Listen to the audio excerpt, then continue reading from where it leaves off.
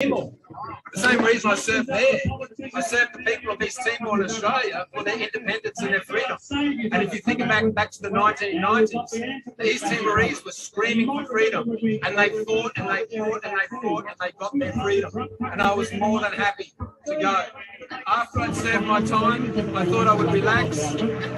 I suffered a lot as a result of my service, but I thought I'd relax and retire. But this is something we can no longer ignore this. It's garbage. I was at the first march, proud to be there. The second march, people were afraid. And fear just means false evidence appearing real, or face everything and recover. And a World War II veteran taught me that. He knows what fear is. There's nothing wrong with fear. There's nothing wrong with anxiety. Courage is just having fear, but still doing what you know the right thing to do is, even when you're afraid. That's the simple definition of courage. Even when I'm shaking and scared, I still stand up for freedom. We all need to do that. These medals don't mean anything without these Australians. Us, as a team. We're a brotherhood, sisterhood. I have a wife, I have children. I'm a human. I don't care what colour your skin is. I don't care if you call yourself Arthur or Martha. I don't care what's mixed between your legs. If you're a human and you want freedom and you don't want to be caged, then come with us. Well said. Well said.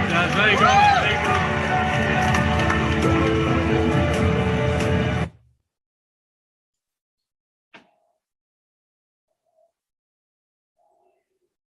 Hello. All right, everybody. It's Tim O'Connor, the Freedom Variant. Guys, so look, I do a radio show. It's on WSL and WACK. WSL is out of Rochester, New York. It's 10:40 a.m. and WACK is down in the beautiful Newark, New York. But this is bonus content for you, the internet viewer. So guys, I kind of last minute everything, getting things together. Got a phone call right before I came on the air. It was a very stressful phone call. No big deal. It's kind of good news, but it's also like a lot of pressure. So not sure how prepped I am, but I am going to put together a show. So remember, the likes, the comments, the shares, that helps people see this. That helps us have this conversation. As you guys know, I have talked about Andrew Cuomo several hundred times in the course of my podcasting, broadcasting stuff. So this show is going out on the Twitters. I got a YouTube channel. It's I'm going to put it on Rumble. But most importantly, guys, there's a radio station that has the guts, the grits, and the courage to put the libertarian politics on for people to check it out. So 5 days a week, we're available on YSL. We're available on 5 days a week, WACK, Monday through Friday. So this is pre-recording for the Thursday show because, guys, I love doing this, but I do, not unfortunately, right? But I have to make a living, right? Isn't that how it goes? Hello, Shelly. Hello, Ryan Bedford. Thank you guys for being here. So the basic deal, guys, 10 minutes, 12 minutes, all right? I've got probably 10 minutes prepared already at least, but I'm going to be taking your questions. Shelly, I'll figure that stuff out. You know me. I'm like, I fly by the seat of my pants on this stuff. So I don't know. Did you got the notification from the Free Solution YouTube channel? Probably.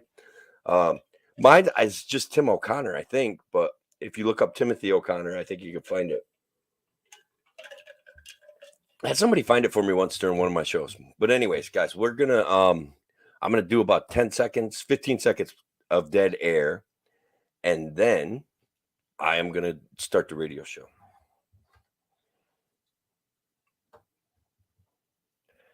Thank you all for being here. The comments.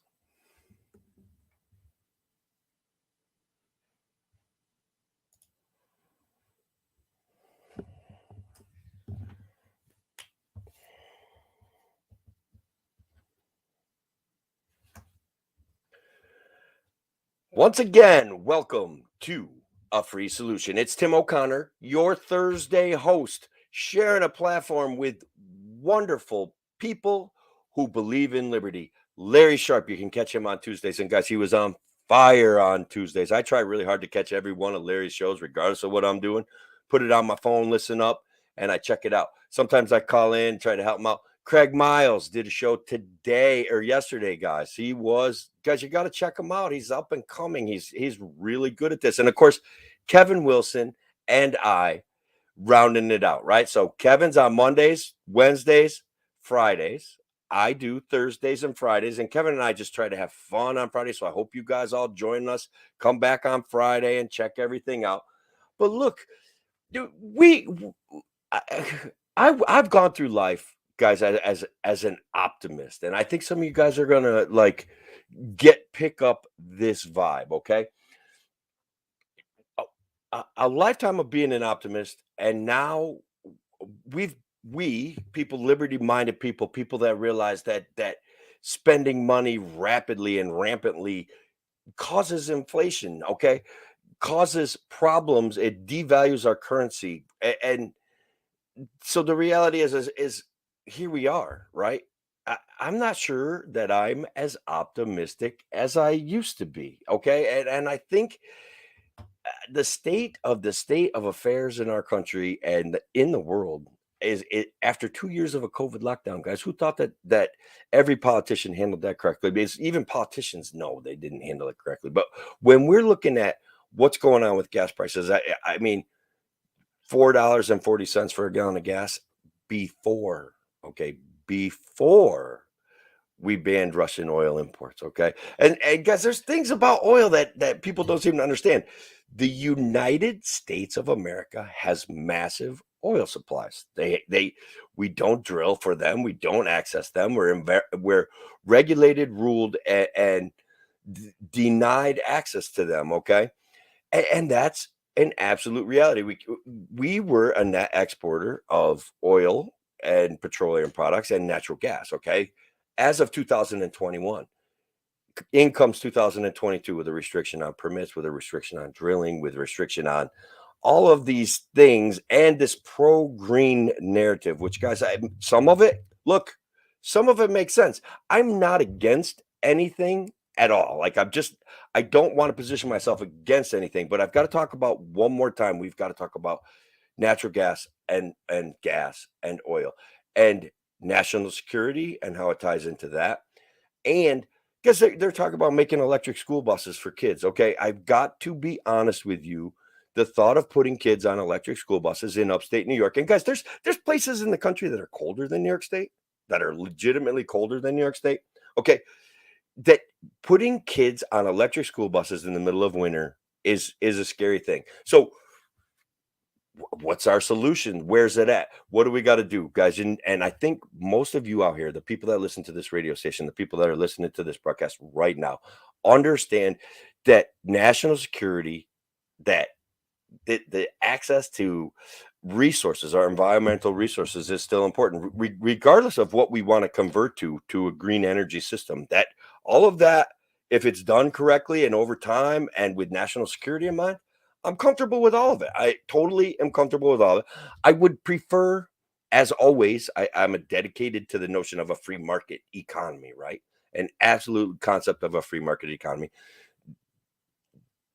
Is it okay that the government invests in solar panels? Is it okay that the government is propping up wind turbines? In a way, it's all right.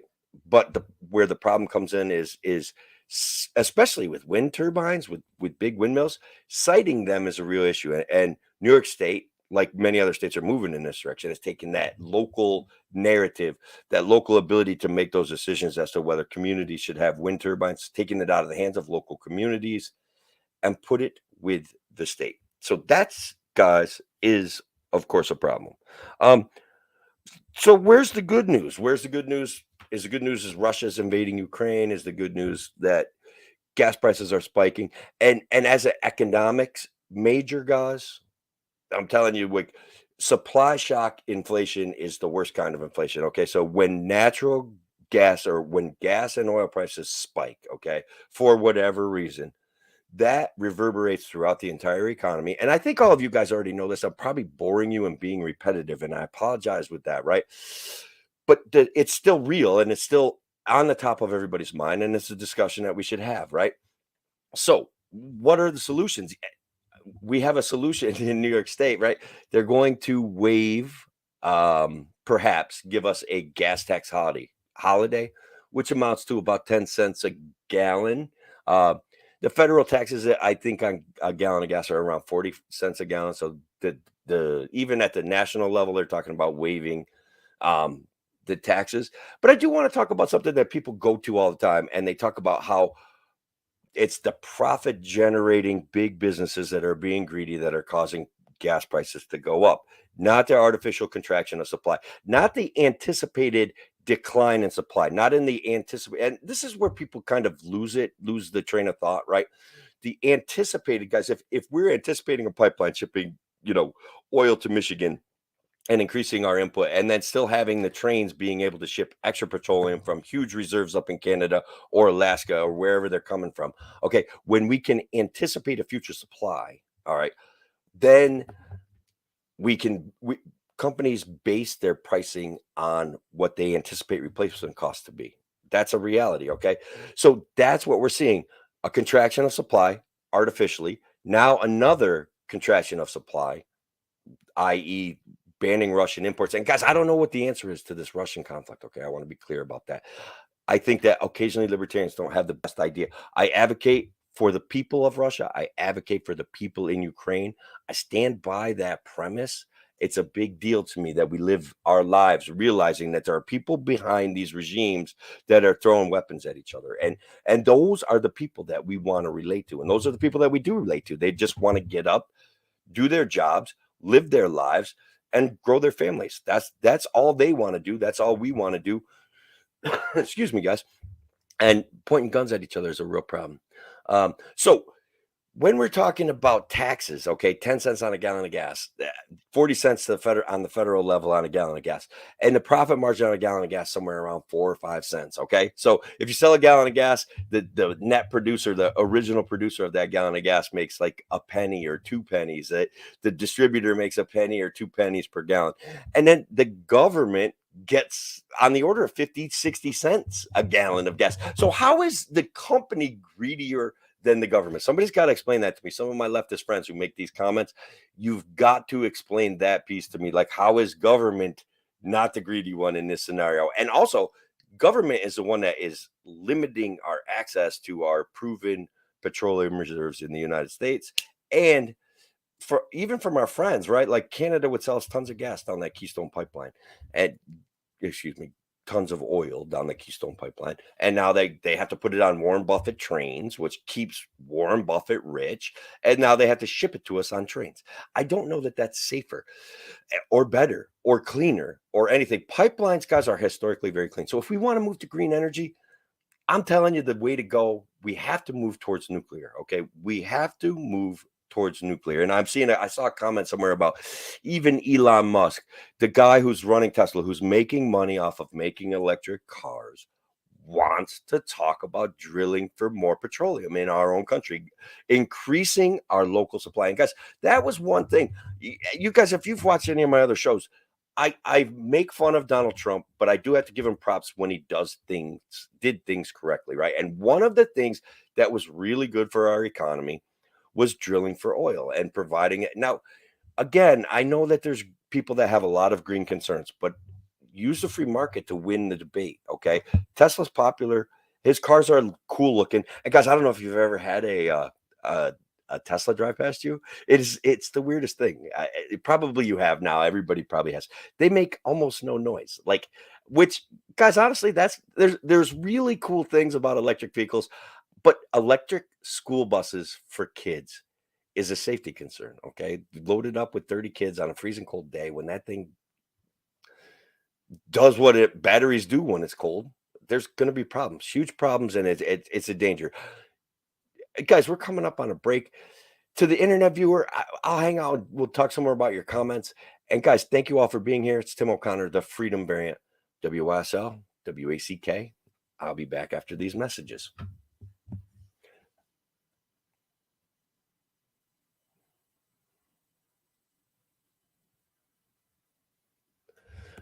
All right, guys, thank you very much, man. This is great. This is a good show. We've got a good amount of likes already. We've got a good amount of people. Thank you all for the questions and comments. Matt, thanks for finding my YouTube channel for me. That's great. Shelly, check that out, right? Let me put this up. Yeah, YouTube videos for pep talks during Larry's. Good. Yeah, look, Larry was on.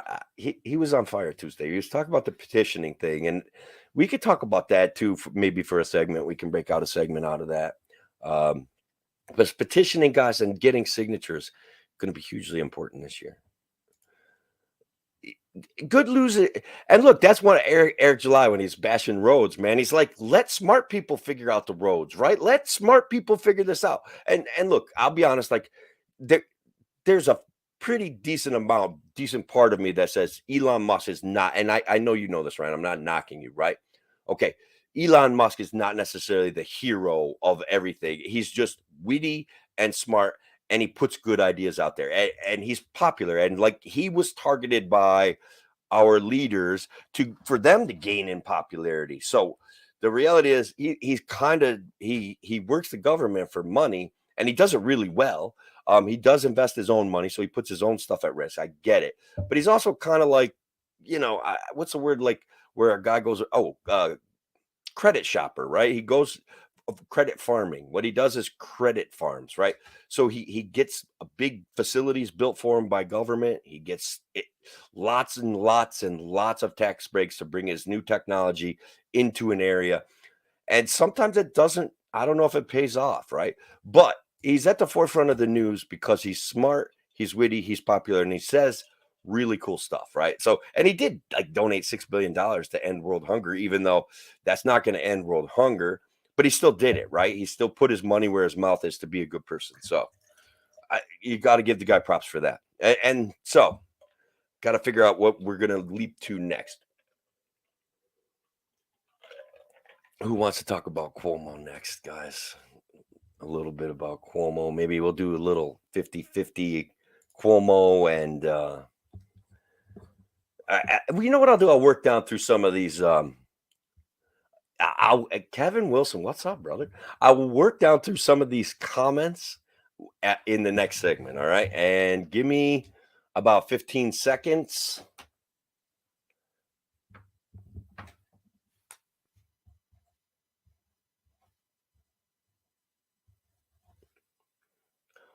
Welcome back to A Free Solution. It's Tim O'Connor, the Thursday host of A Free Solution, the Freedom Variant. Guys, check out my stuff. I've got a Facebook page called Tim O'Connor, the Freedom Variant. Please like that page. So before the break, we were talking about the fossil fuels as an issue that we're facing right now in society. When gas, every day we go to fill up our car, if you skip a day, like you see 10-20 cent increase in the price of your gas. And people are making some great comments out there. And I just kind of, we talked about Trump and how his drive for energy independence was beneficial to the U.S. economy. We've talked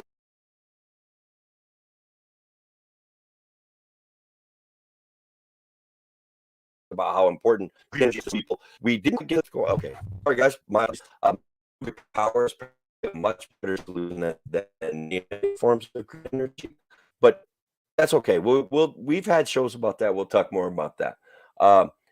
So when we talk about the gas taxes, guys, this is a good one. Thanks, Ryan Bett, for being out there. The gas tax holiday proves it's artificial in the first place, to push towards zero carbon. If they can just lift a gas tax, let's just hope they don't ever actually bring it back. Okay, like wouldn't that make for a better policy? And guys, again, as I was talking about before the break, the profit margin on a gallon of gas compared to the amount of taxes on a gallon of gas, every single one of us should be asking, where's the real greed here? Okay, let me grab another comment from Ryan. Yeah, they're trying to end oil consumption, and probably a lot of you guys out there in the radio audience too understand that is certainly does seem to be, we're at the crux of this, right? We're talking about the New World Order. We're talking about Agenda 2030. We're talking about Klaus Schwab. Everybody's having conversations about this. And yes, the elites in the world are very much against oil consumption. And I am afraid that the ends will justify the means. And that does, in fact, concern me. Hey, Robert Forrest, thank you. They certainly want to stop them from being built. Um, oh, he's talking. I apologize to the radio audience. I've got a comment about how they, meaning the elites in the world, I presume, right, want to shut down pipelines, even though pipelines are a proven safer way of delivering oil. It's a cleaner way of delivering oil. Yes, there are property right issues, and those things have to be negotiated out effectively. I get all of that. All right, and this is from my friend Shelly. We cut more wood than I could count with a belt strapped to the running wheel of our dune buggy that was a VW bug with the body removed. Guys, back in the 70s and 80s, they had wood was a way to go, and they had all these fancy ways of splitting wood. I'm not kidding. I swear I saw exactly what Shelly's in operation, where they had like a spike on one of the wheels, and they would just lean against the wood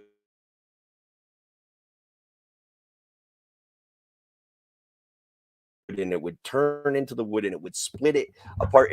Wood is another possible solution to, but again, even in New York State, like they're going out of their way to reduce your use of wood to heat your house.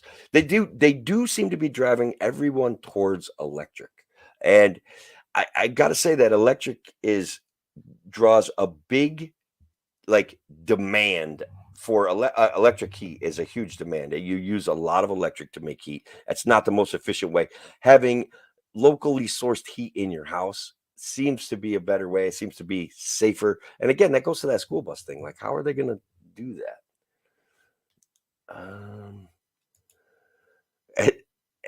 Okay, and guys, like we were talking about Trump in the last segment. Another thing that Trump did right since the 90s was not being a Democrat. And guys, look, I think that maybe there are people in the Democratic Party that are waking up to the current situation with the Democrat Party. I think even in New York State, we saw them double down and re-triple down on the whole COVID narrative. and I think that at some point we have to realize that there are probably people in the Democratic Party that can't be happy about exactly what's going on in the Democratic Party. And as a libertarian, I hope that they listen to people like Larry Sharpe and the solutions that they craft, right? I think that that would be great. So guys, one of my favorite like subjects to talk about is our friend Andrew Cuomo. Who, guys, check this out. Andrew Cuomo is back in the news, literally back in the news, with a leading statement of God isn't finished with me yet. God isn't finished with me yet. Cuomo comes out against cancel culture. He blamed cancel culture for his resignation. I'm referring to an article that I found in the Politico before the show tonight. And guys, this guy, I mean, first of all, I don't like calling people names, but some of his behaviors would fit what we would have to call a narcissist. I mean, I don't know that we could deny that he has, and I suppose most politicians have some narcissistic qualities. And guys, I suppose that Kevin Wilson, my co-host, and myself, and maybe all of us that do radio, have some narcissistic personality issues, right? But I think that we keep them better in check. So he was at a church in Crown Heights, Brooklyn on Sunday, and as we all know, he resigned under the cloud of sexual harassment. Guys, he didn't resign because of the nursing home fiascos. He didn't resign because of his executive orders that made no sense, that sent old people back to nursing homes, that he tried to hide the total numbers for. Guys, that's like history now. We've forgotten all about that. And man, that is unfortunate to me. Okay, like the real issue that we should hold all of our legislators accountable for is the fact that they granted this guy who like I said, has narcissistic personality disorder. And again, I don't like walking down this. I can talk about things that he's done specifically, and I don't want to just get into this name calling thing with him, but that they granted this guy even after he destroyed the upstate Democratic coalition to like he did things that were malicious political moves. Okay. I- I- Ignoring Zephyr Teachout every chance he got, minimalizing all voices of opposition, eh, destroying people, blaming people for things that he did. Like he's an amazing guy. So basically, here he is saying God isn't done with him yet. Basically hinting. Um, Here's a quote from him from that the church service on Sunday. I haven't spoken about it yet in public because I want to talk about it here with you because God's guidance is helping me through. I that's uh, honestly right. I mean, that's amazing, isn't it? Um, yeah, just that they let him in a church is amazing to me. But okay, they did. Um, a- he's got some great quotes here. I mean, I never turn my back on my friends. Uh, Cuomo reiterated a familiar defense that he wasn't aware he was making any of his former female aides feel uncomfortable, and basically he just said that that's how Italians behave. So, in instances that they viewed as sexual harassment, and he again apologized for being unaware that his behavior was politically incorrect. I mean, first of all, no one buys that. I hope that no one buys that. But you know what? In this cult of personality society that we live in, people are going to buy it, man. People are going to buy it. People will buy it. And guys, the other thing that he has is a war chest that's like $20 million. Okay. So I'm not kidding when I tell you we're not done with him. All right. Even though the ethics commission in New York about his book deal is holding $5.1 million of his money. Yeah, so more on Cuomo. He is an extremist on all levels. He's a drama junkie. Thank you, Facebook user. I agree with you. I write it off as like I said, I don't want to devolve into calling him names, but with him, to be fair to myself, he does make it really hard. Yes, Facebook user. And again, guys on the radio, you got to join in sometimes on the Facebook stuff. But you can always call in when Kevin and I are doing our lives, or when Larry's doing his lives, or when Craig's doing his lives. But he's like a reality TV show. He is, right? Like everything he does. He even complained that his brother got fired from CNN for completely misappropriating CNN's resource to try to defend his brother. Like he in this article, he even makes an issue of that. I don't know how he does he gets away with it. I don't know how he keeps, and he's gonna, guys, like, look, I want everyone to wake up and say Cuomo's a bad guy, all right, and that we don't want him in positions of power. But that's simply not how personality cults work. Okay. And he ruled New York State for 10 years, 8 years. Yeah, Pete, yes, Shelley, the Albany bishop wouldn't let him take communion, and that, no offense, right? Like, that is a way for bishops to make news too, and of course they wouldn't let him take communion. He's got definitely anti-religious sentiment, even though here he is, like, not unlike our current governor, using a church to espouse his views and to rehabilitate his image or push an agenda. Which, guys, I do always kind of get a little bit frustrated with the fact that I think state worship and government worship, they've substituted, like, there's a lot of people out there, I just want to say it this way, there's a lot of people out there that could use a good religion, okay, and worshiping the state, I don't think, is the best religion, all right, and I don't think it's sensible, sane, and I don't think it allows for politeness to other people. Guys, we're coming up on another break. It is Tim O'Connor, the Freedom Variant. I will be right back after these messages.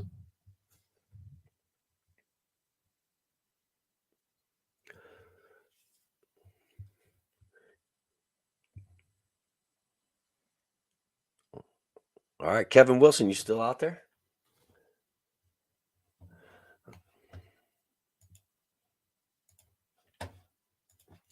Like guys, this is bonus content for you, the internet viewer, but um, it's also awkward content because I'm going to kind of monkey around with the show and check a couple things out.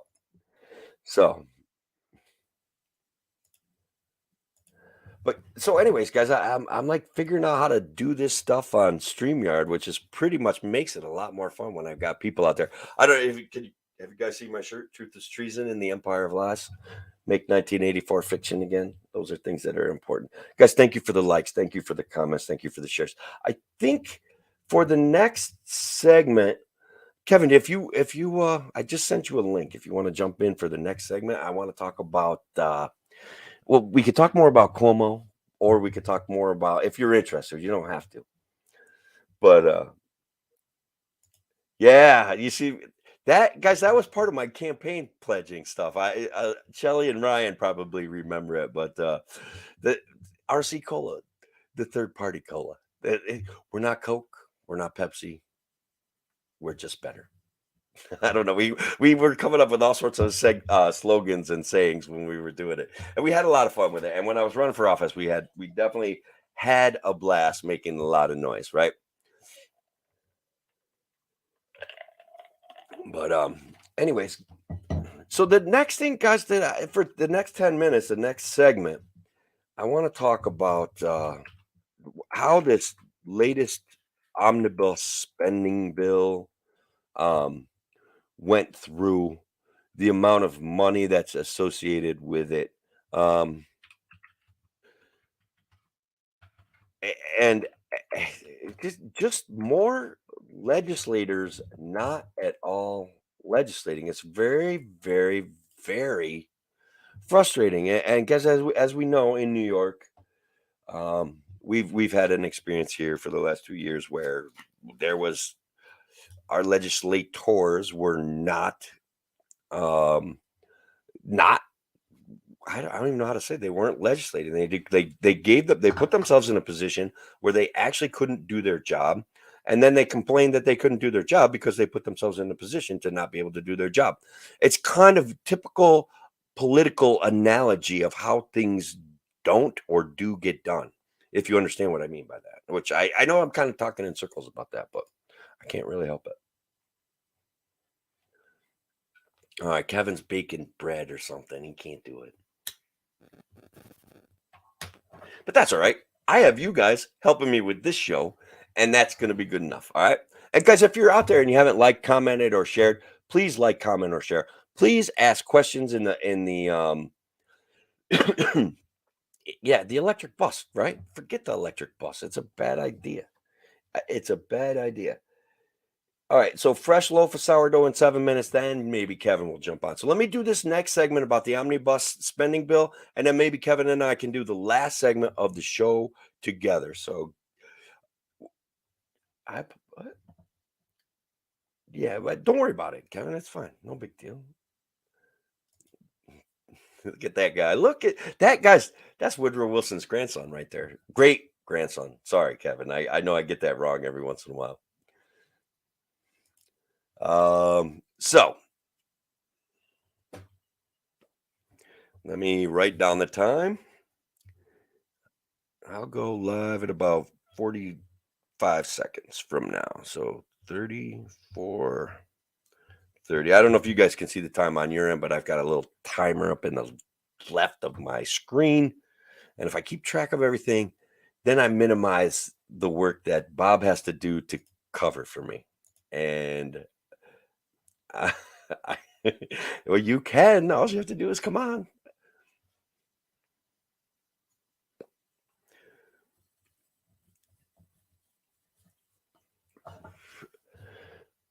All right.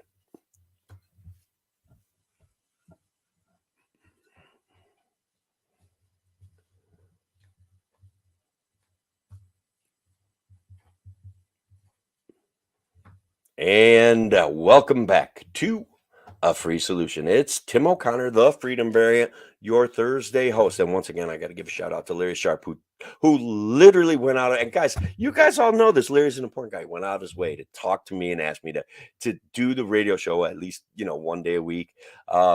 Kevin is a busy man. I'm a busy man. Larry's a busy man, and it was just such an honor to have that conversation with him, and it brought me back here because I was doing lives when I was running for office, and I thought it was a great way to reach a lot of people with and basically save some money and some time, right? And so I think I was successful with that. And so basically, this show, NWYSL 1040 AM in the Rochester area, and WACK, that give us an hour a day every day to discuss libertarian politics. And I know that we cohabitate certain areas with conservatives. So the people out there that listen to this radio show, that like talk radio, that like Glenn Beck, probably like a real lot of things that we have to say. And you're certainly going to like this next part. Okay. This discussion of, here we are, guys, here we are talking about inflation. Here we are talking about, and guys, one of the cures for inflation, raising interest rates. Guys, a lot of you people didn't live through the 70s, didn't see how we fixed the malaise, the inflation from the 60s. You didn't live through that, and they tried price controls, and what price controls do is lead to shortages, and what poor monetary, too much spending does is leads to inflation, and what artificially constricting supply to fit an agenda hurts poor people. Okay. I'm not kidding. I said what I said.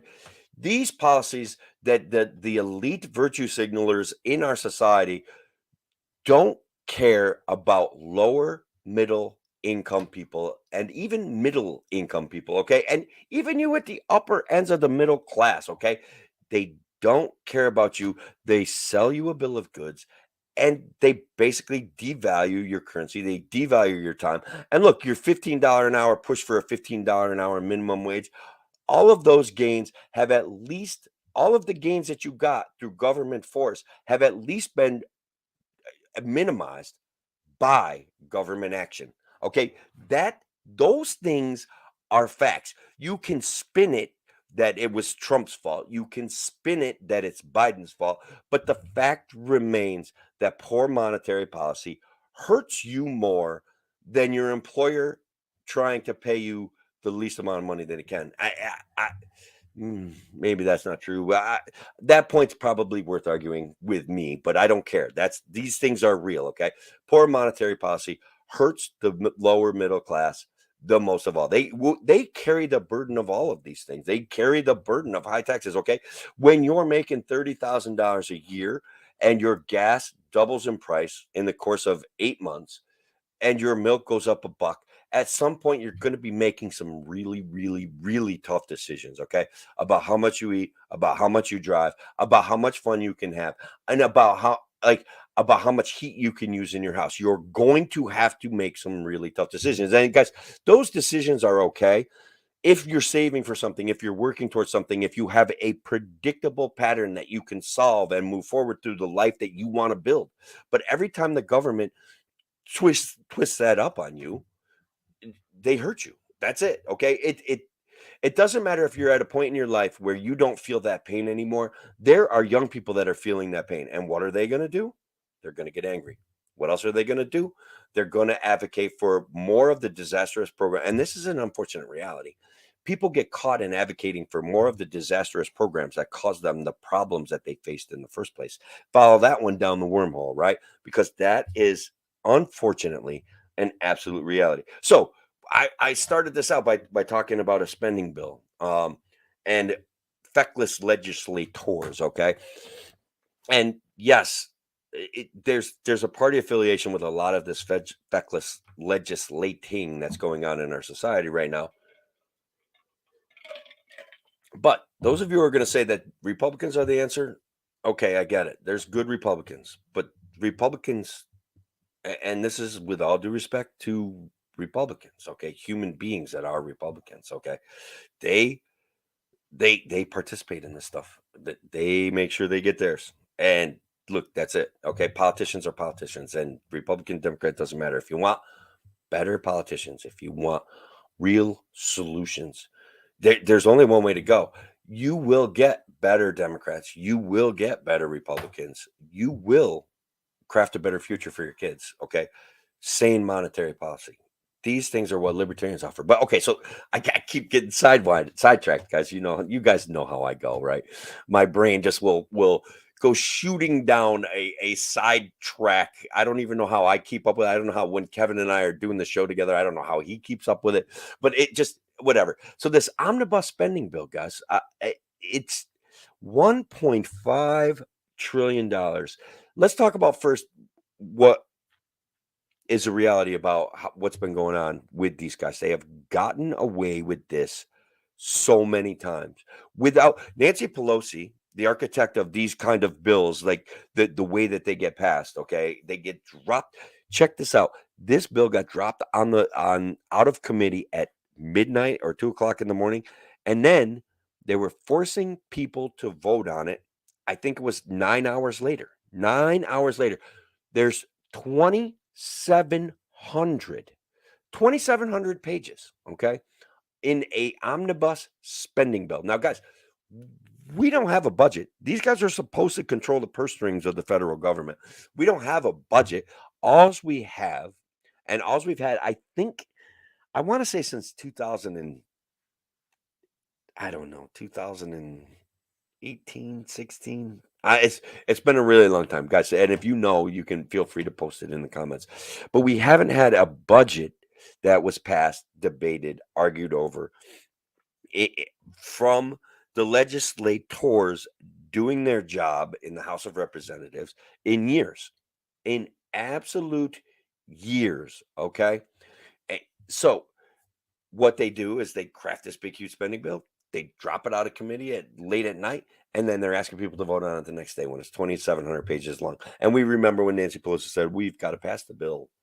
We've got to pass the bill before we find out what's in it." That right there. And she got reelected. Okay, she's been getting reelected. That is amazing to me that there is that little accountability to our elected representatives, and it's because of the duopolistic mindset, guys. I don't want to kid you about this, I don't want to beat you, but we get stuck in. And our next segment, I'm going to take us in a different direction, okay? But we talk about red team, blue team, go fight, win, okay? And they craft a bunch of platitudes that get you mad at the blue team, and they craft a bunch of platitudes that get you mad at the red team. And I'm not going to lie, right? The conservative side of the red team had a lot of appeal to me, but things in my brain didn't add up. And sometimes it seems like conservatives are angry about things that they shouldn't be angry about. And more than that, though, people are people. Human beings are human beings. You can't talk me into liking a war. It doesn't matter which side I'm on. Yes, I'm on America's side. Yes, I want us to be strong in our national defense, but I want us to defend ourselves, okay? And I want us to be ready to defend ourselves. That's entirely different than being the world's policeman and acting at the behest of NATO. Now, does that mean that I completely minimize the reality that is for the human beings in Ukraine? And and do I think that Russian aggression is okay? None of those things can be okay. And I feel no internal conflict. As a matter of fact, I feel less internal conflict when I think of all of the things that are wrong with this situation. Netflix, guys, Netflix, I can't believe what Netflix did to the Russian people. That is probably the most offensive piece of this. They can no longer watch reruns of, well, you can't watch reruns of The Office. You can't watch reruns of NCIS. You can't watch reruns of anything on Netflix in Russia right now.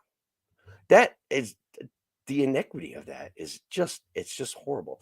All right. So basically, we're going to come up on another break. I apologize. I kind of lost track. The omnibus spending bill is an example of how legislation gets done in this country over and over and over again. And it's a real problem.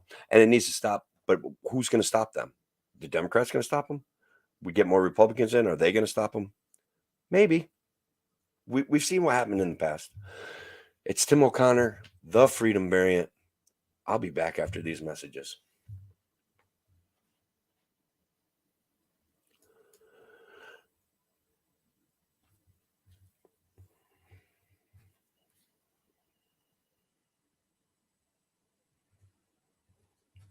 Yeah, so that's a good question, right? I'm not sure that I don't know. First of all, like if Texas wasn't part of the United States, that would be one thing, right? So it would be that would make it closer to a better question, Ryan. I'm not trying to like I like talking to you because you're sharp, but this is witty, man. This is witty and it's smart. But is that actually a good analogy? It's not the worst analogy, but like if Texas was its own independent state, would the United States annex it? Would Mexico try to re-annex it? Would it create a war? Like, so that's kind of where we would be at. That would be the angle to look at this from. So in the final segment of the show, I think that we should probably talk about the fact that we are conditioned to talk about geopolitical politics, federal politics, national politics, when in fact, I think that we should be talking about this stuff more at home, okay, more locally. And I know Craig did a segment on it today, and I feel like it ties into the conversations about Russia and Ukraine and all of those things. It ties into them, and I think it's important that we try to have a little bit of a conversation about it.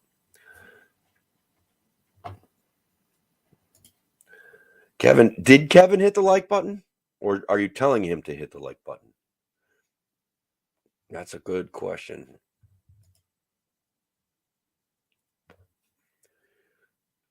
Yeah, and he's here. All right, brother. What's happening?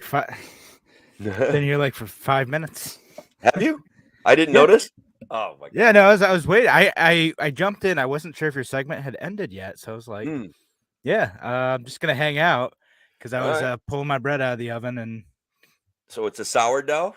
It's a nice sourdough. I did the sourdough trend and I stuck with it, so looks nice.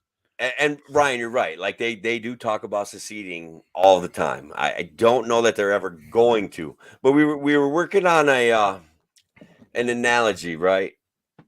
And look, Ryan's wicked. He's really good at this. Like this could sell. Like he wants to make T-shirts out of this, right?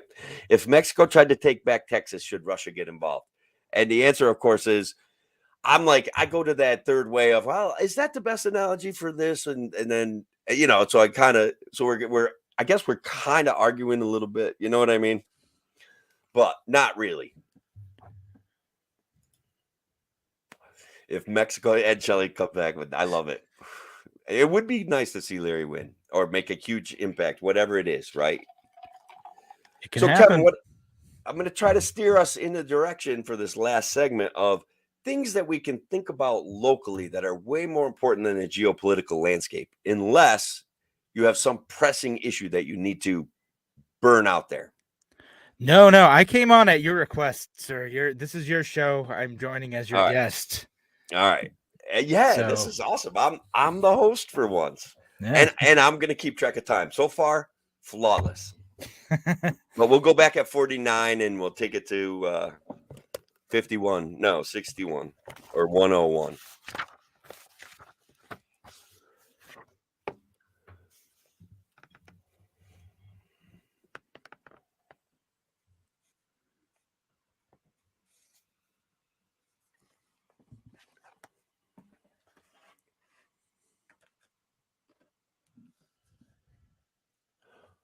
Welcome back to A Free Solution.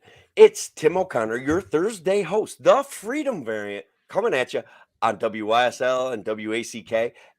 And out of the blue, out of nowhere, the man, the myth, the legend, Woodrow Wilson's great-great-grandson, Kevin Wilson, has joined me. How you doing, bud? Oh, doing great. So just making some bread, I guess. Yeah, at home making some sourdough bread, and you're like, oh, come on the show. Come on, man. That's the beauty of modern internet technology. One of the many beauties of modern internet technology. So one of the things that I was talking about, I talked about Cuomo. I've talked about inflation, right? And just how devastating inflation is to the lower middle class, just how we get upset over the Ukraine-Russian deal, and now we're going to be facing even more inflation. It's a real, these are real issues that people, and I don't, did I even say the omnibus spending bill, how they dropped it on the floor of the House at 2:00 in the morning and expected people it's to basically vote like on it? 33 different bills jam packed into one, and of course they manipulate the members of Congress into voting for it. Like, oh, you're going to vote against the Violence Against Women Act? I know. How dare you vote against a violence? And I can tell you guys that the Violence Against Women Act is a pay for prosecution bill, but you're going to get mad at me when I explain that to you. And that's on its face. Okay, first of all, yes, violence against women's bad, but like, is the Violence Against Women's bill the best answer? Does it have problems, and is it fatally flawed? And does it create a situation in family court that is, it exacerbates the warring? And I think it does. But I'm just controversial. I just want to be controversial. I don't want to you're go just trying with to be the edgy mission. for radio. That's all it is. That's No, it, but you're right. Like that, but that should be debated as a standalone thing, on his own bills, on his own merits. But Congress is so broken that they no longer do that. Justin Mash correctly points this out frequently. He had a killer tweet that something about, I wish I had it ready, but he lit them up. He talked about everything I talked about, that we haven't had a continuing resolution, that these things getting dropped out on the floor on the dead of night and expecting 2,700 pages. They expect people to be able to go over it and do their job is incredible. It's irresponsible. And that's what they do. And then, like you're saying, they'll just virtue signal till it passes. That's it. Yeah. Until and they got something for everyone, right? So like, no matter sure. how you vote in there, like, because there's an aid package for Ukraine in there too, and people are like, oh, don't you care about what's going on in Ukraine? You're gonna vote against this bill? And you're like, no, it's like a $2 trillion bill. No, we got to look at what's in it. We got to debate it. We can't just vote on this without being able to read the whole thing. They dropped some COVID relief. They did make a trade-off, Kevin. They dropped some COVID relief stuff to send more money to Ukraine. That's my understanding. Oh wait, that's cutting spending, right? That's cut. Yes, cut. I like how we used air quotes there. Yes, like great radio technique. Cutting spending. We do have to remember that we have a radio audience, and they are absolutely listen. Right? They could tell from my voice I was using air quotes. Sure. It was layered in there. So folks in our radio audience, they get it. They get us. We're conditioned, like it's like a sitcom kind of deal, right? Like we're conditioned to think about the federal government like it really affects us in our daily life. And yes, poor monetary policy affects us, and irresponsible spending affects us. But the solution, a free solution, is to get more involved in local politics, right? Like I tell a story about a guy that ran for local school board because we had a superintendent that was, like I said, he's not the worst guy in the world, but I don't think he focused on the right issues. And he was very authoritarian, like incredibly very authoritarian and virtuously very authoritarian. And so this guy got elected, and guess who goes away, right? Like, he decided that his time at our local school was done, and it was just so happened to be right after this guy got elected, and it was great. Like it was local politics having a local impact that I think is for the better for my community and for my kids and their friends. You know what I mean? Yeah, I mean, I would say yes, absolutely. Getting involved in your local politics is great, but also finding ways to get around and make government obsolete, also great. Sure. Like if first of all, Larry Sharp has a great idea about how to reinvent local education. Okay. And one of the things that it's going to work really well for densely populated urban areas. It's going to be a little bit more challenging to implement in rural New York, but it still could be implemented here where the money associated with the student, because we spend something like $30,000 a year per student, will follow that student, whatever school they go to. And if you don't think that would, freedom of choice when it comes to education will make public education better, having those little petty authoritarians competing for dollars, will make them better human beings, honestly. Well, and also like even within like rural school systems, right? Like you're gonna have small boutique schools. You know, you don't think that like a teacher can figure out a way to take that like 30K in funding for 10 students Oh and God, do something great with that. I'm sure they can figure that out. they would love it. They would absolutely love it. And so on that note, we would have to open up sports to be more inclusive, right? Like if you're homeschooled now, you can't play sports in New York State. It's a Well, punishment. again, like you know, let's play out the vision for this, right? Because like it doesn't have to be like the sports landscape could end up shifting to where you have conglomerations of like homeschool teams, you know, using public sports facilities that are privately owned or maybe, you know, publicly owned, Yeah. whatever. And that's how sports could end up operating, where you end up with these like club teams that end up playing against the school teams, Yeah, and people will adapt, they'll figure it out. yeah, we're close to that now. There Yeah. are soccer clubs, there are wrestling clubs, there are baseball clubs. I mean, we everybody gets their kid if they like a sport at all.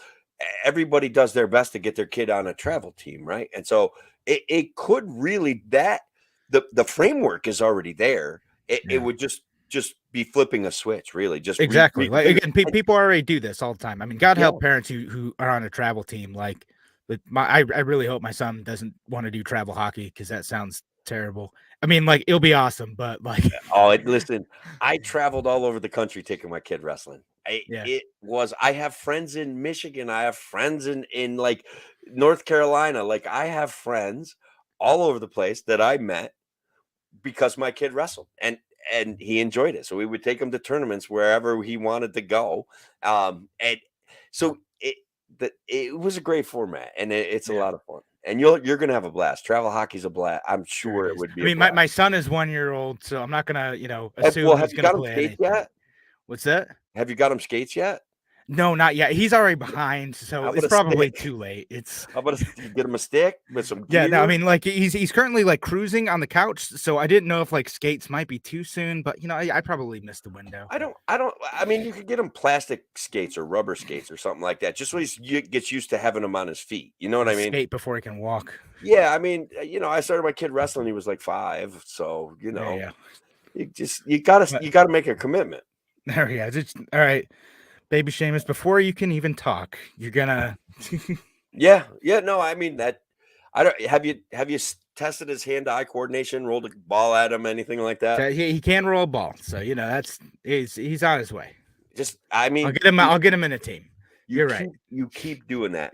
So again, let's circle back around to other places where local politics can play. My friend Brian LaRusso ran for town supervisor, and oh, excuse me, what he managed to do was he went after the local elected board and found where they had made mistakes with money, like that they should have been collecting money from a FEMA grant, that they should have been doing this, that they weren't filing their laws that they wrote and taxing people on. They weren't filing them with New York State.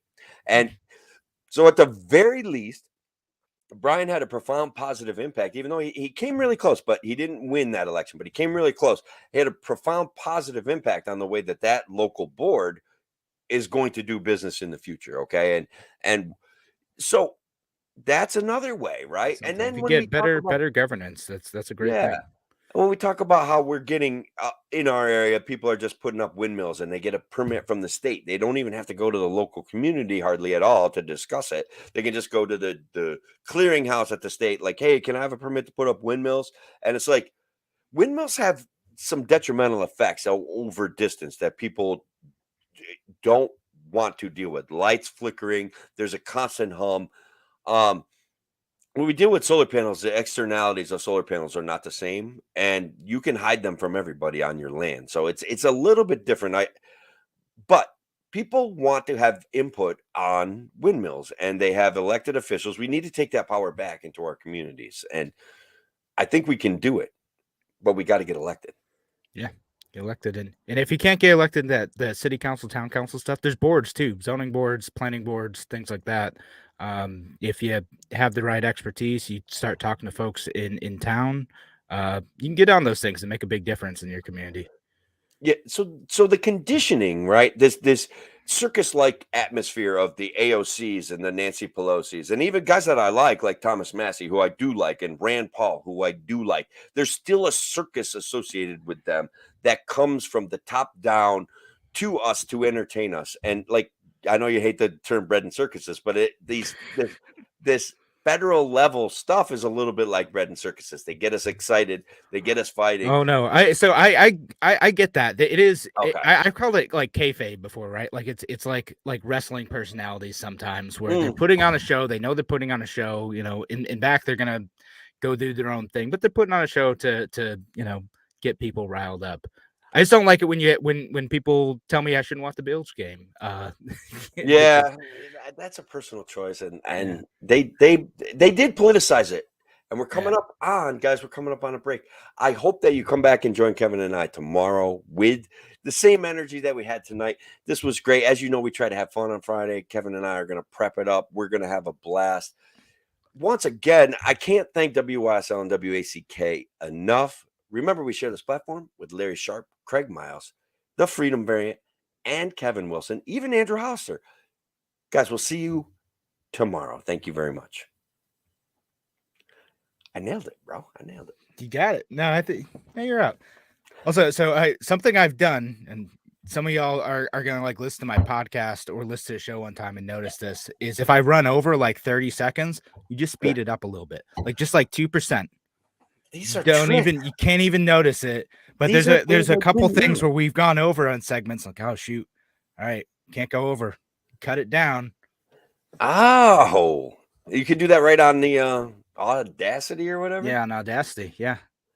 So Shelly, that was honestly, as you knew, right? Shelly was really participated a lot when I was running for office. I didn't have any possible belief that I was going to win. Like there was exactly zero chance. I had been taken off the ballot, right? So there was no chance I was going to win. All I wanted to do was make a lot of noise. I got invited to some debates. Matter of fact, my Republican challenger backed out of a debate at Cornell because they invited me to be there. And I don't care. He could say whatever scheduling conflict nonsense he wanted, but he did not want to put his face on the stage with mine, period. Because I'm better looking and I'm smarter. The Republican wouldn't show up to the local NPR debate. Local PBS affiliate debate because he didn't want to be in the same room as me. I know what it is. Like when they found out they invited me too, he's like, nope, I'm only doing the Channel 8 debate. And then the sitting Congressman Morelli, ended up backing out once the Republican didn't show up. Yeah. But you can still make a difference in some of these situations. Either you show up anyway, or I ended up getting some earned media right prior to the debate on my channel. Yeah. So our buddy Dwayne did a nice job. He got on the debate stage with those two jokers, and I thought he way outclassed him. So it kind of proves that there's a real benefit to having an R or a D next to your name because he definitely outsmarted them. You know what I mean? Like he was good. That's the tough part, It's like when Dwayne and I we both ran and we both and he did such a great job getting media, getting debates, and to see him not get more was heartbreaking. So, I don't know what the answer ever is. I do know that politics is a popularity contest. I know that news can bring you popularity, but even people not liking you can bring you popularity, right? If people are talking about you in a negative way, then other people come check you out. To get people to have a conversation. That's Oh, there's my buddy Brian. Brian, you got to mention on the radio show tonight, the official piece of the radio show. I talked about your race and how you ferreted out corruption and bad practices in your local community. So at the very least, even though you didn't win, your race was valuable. And bro, you came really close. Like it was a huge turnout for this small town. Like normally like 400 people turn out. You had like 750 people turn out, Right on. Love to see it. It was awesome. And he is. That's the other thing about Brian is he hangs in there. He hangs tough. Right I have to edit this. I also have I had a huge tree fall on a shed on a property that I sold. Like it was just like this, and the closing date's like in 2 weeks or something. I don't know. Oh, I've got man. I've got like 150 hours worth of work to do in the next 3 days. So I got to Yeah, get I saw it fell on the building, right? Yeah, I had like No. my zombie apocalypse shed. I don't know if you have one of these, Kevin. Maybe because you live in a city, you probably only have a closet. Just But a like bunker? I have a shed where I just store old wood, and it kind of came with the property, and I throw more in it. Like so. There's wood and there's like ball bearings and old motors and stuff, just in case things go really bad. I'm ready, right? You'll have a bunch of motors that don't work. Yeah, exactly. Yeah, Yeah, that's yeah. perfect. I Gonna be mean, they super might helpful. work. They might work. I don't know. This is perfect. This is That didn't if you exist. get Wow. involved in local politics, these are things that you can find, right? So, guys, like I said, I gotta go. And Alice is one that was experiencing that windmill issue over in her area. There's a lot of people Oh, complaining yeah. about them. But guys, I do have to edit the show for Bob. I got to get it emailed out, and all this stuff is right. Probably because no, I was not. I'm pro-Russian people. I'm not pro-Vladimir Putin. It could be anything. It could be the CIA, the FBI, any of the alphabet soup agencies All don't of them want me to have together. any money ever. That's right. They knew the ATF knew you were going to use that money to buy guns or something. No, For I'm sure. not. No, all of my gun. I am gun free, fellas. Yeah. I don't believe in weapons. Yeah. You're on a libertarian. They just assume. Oh, it's a right, an inherent right to self-defense, both from a tyrannical government and bad people. So it's a right. That's it. Yeah. It's not the Second Amendment is just the words associated with that right in our country. The right exists. That's it. You see what I mean? Yeah. That's what I say about the Constitution. Like it's the good stuff was in the Bill of Rights. The rest of it, I don't know. All right, guys. Thank you all very much. I appreciate the comments. And join us again tomorrow night if you can. Thanks, Kevin, for tomorrow. jumping on. I appreciate it. Heck yeah.